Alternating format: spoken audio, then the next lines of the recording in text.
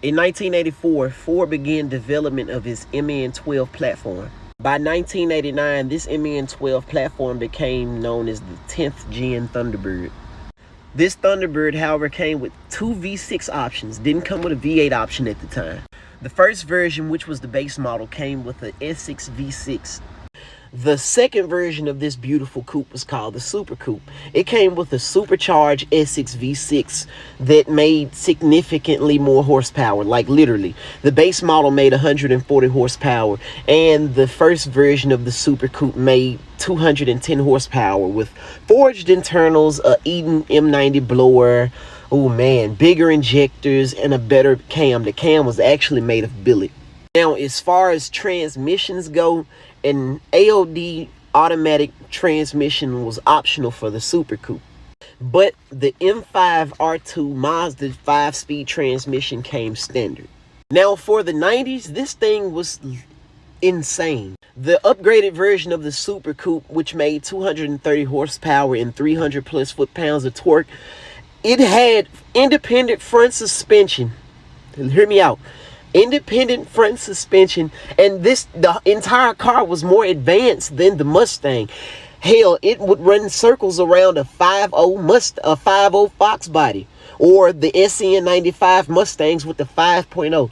This also came with the same exact 5.0. Literally, this was nothing more than a luxury Mustang. From 94 to 97, they replaced the 302 small block Ford with a 4.6 single overhead cam V8. And this is the crazy part. The AOD automatic was later replaced with the 4R70W transmission. It's the same transmission that will be in later Mustangs and even the Mercury Marauder. Oh, and by the way, you can also tell if you have the Super Coupe by popping the hood and seeing that M90 Roots style supercharger on top of that S6 V6. Now, a lot of these 4.6 2-valve Thunderbirds were non-PI blocks as far as the 4.6. So, basically what that is after 2001, the heads on all the 4.6s flowed better, the intakes flowed better and whatnot. So, what you're going to do is this. So, to make more power, you're going to take the whole top end off of a 01 to 2011 Crown Victoria or in the 01 to 2004 Mustang New Edge. Add a cam. See, these are for PI heads, which is good because you'll be swapping over the heads from the, what I just said. Upgrade your valve springs. Find a Kenny Bell supercharger for a 4.6 2-valve for the cheap, and you have at least 500 to 550 wheel horsepower in a Thunderbird. So a friend asked me, what would I do to a box Chevy if money wasn't an option and I wanted to do big rim racing with a box Chevy? Oh, shit about to get real unconventional.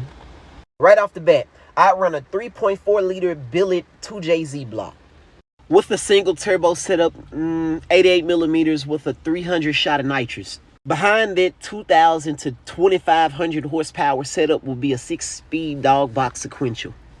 Behind that 2,000 to 2,500 horsepower setup will be a 6-speed dog box sequential.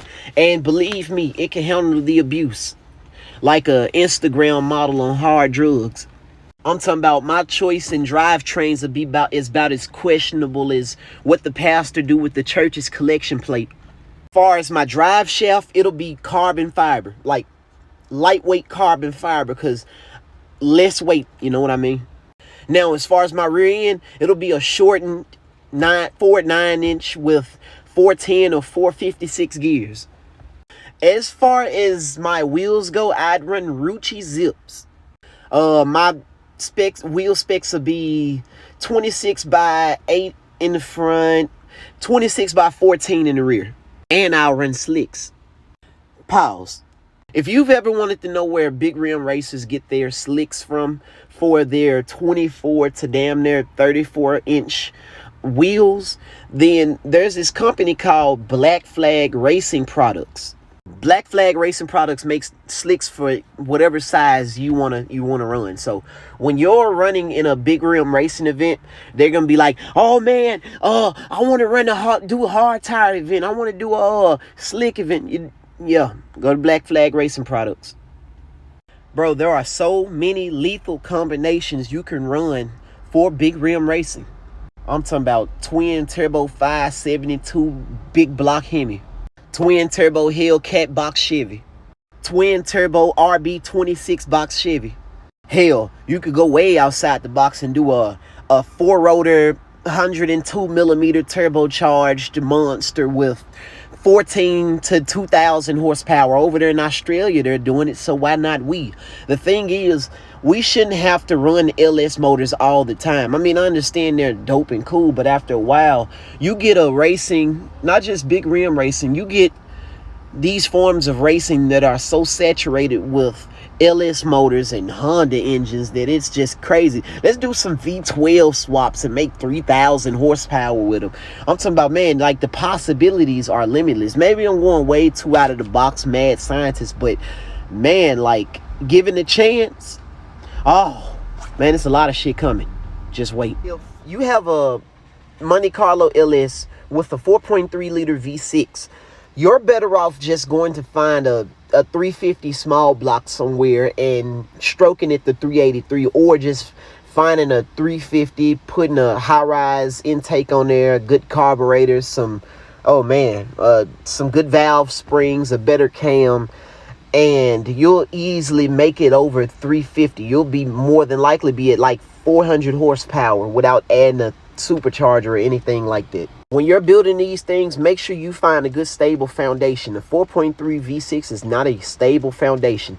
If you're trying to get more power, like over 300 to 500 horsepower, you need to go get you a small block 350. It doesn't have to be $1,500. You can find them for cheaper on Facebook Marketplace for like $500 to even $200. A TH350 built, you can find these for $1,200 and below. And that is what it's like to chew 5 gun. Nah, seriously, for those of you wondering what the heck that was, yes, it's a BMW E92. But, however, it's been twin turbo LSX swapped. The more you know.